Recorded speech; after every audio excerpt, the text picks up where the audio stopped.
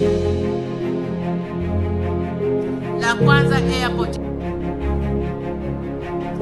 kwanza airport ya Pemba. Baada ya kufungua biashara kupitia njia ya maji, tunakwenda kujenga airport ya Pemba kwa ya kimataifa ili kuifungua Pemba.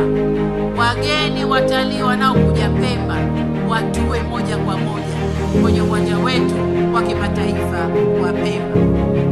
Lakini nyingine, barabara inayotoka Chake kwenda mkoani tunakwenda kuikamilisha. Jambo jingine ni bandari ya Wete.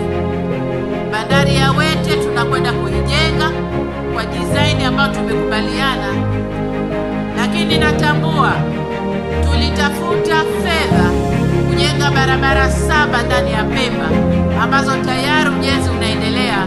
Hizi nazo fedha yake ipo.